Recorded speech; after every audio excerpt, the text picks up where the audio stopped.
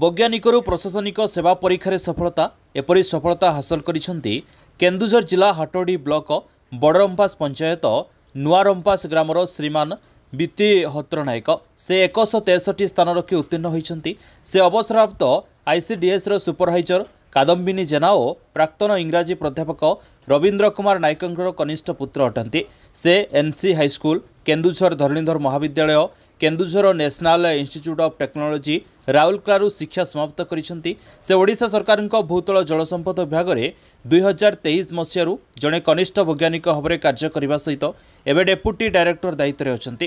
तांकर एपरी सफलतार परिवार समेत समग्र हाटोडी अंचल खुशीर लहरी खेली जाइछे। मन बीतीहोत्र नायक मु ए वर्ष ओडिशा सिविल सर्विस परीक्षा 2023 रे 163तम रैंक रही कृतकार्य होईछि एवं खुशी अछि। आ एटा मोर चतुर्थ प्रयास थिला। आगु को सरकार द्वारा जहाँ भी मते जो सेवा मिलिबो मु करिवि आ सफलता को तुलेबा पई मु चेष्टा करिवि। देखो प्रथमे तो मु मोर पोस्ट ग्रेजुएशन परे मु ए परीक्षा पई प्रिपरेशन आरंभ करथिली। आउ पाखापाखि मोर चतुर्थ थर प्रयास थिला। आ मु मध्य 2022 मसीह रे जो ओपीएससी रो जियोलॉजिस्ट परीक्षा हेतिला सेथि मध्य कृतकार्य हेकि मु एबे ऑलरेडी सर्विस रे अछि 2 वर्ष हला जियोलॉजिस्ट भाबरे कार्यरत अछि।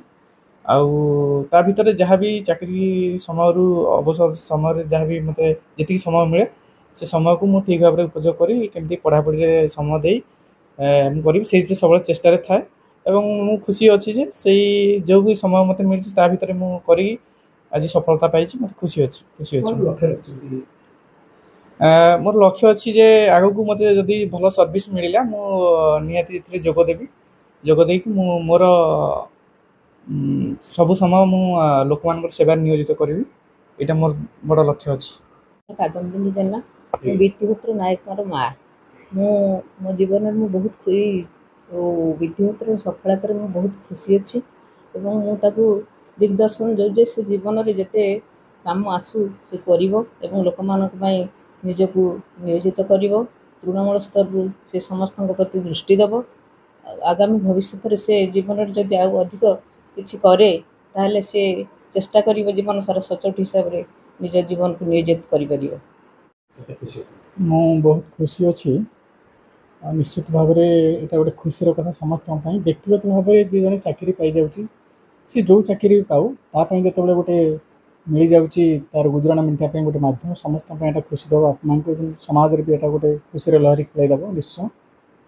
किंतु सबुठ बड़ खुशी हूँ जे से मैंने आगो को जीवे एवं तांकर उत्तर पुरुषों प्रेरणा हेबे एवं तांको तैयारी करिवे से माने भी आहुरी आगो को बढ़िबे।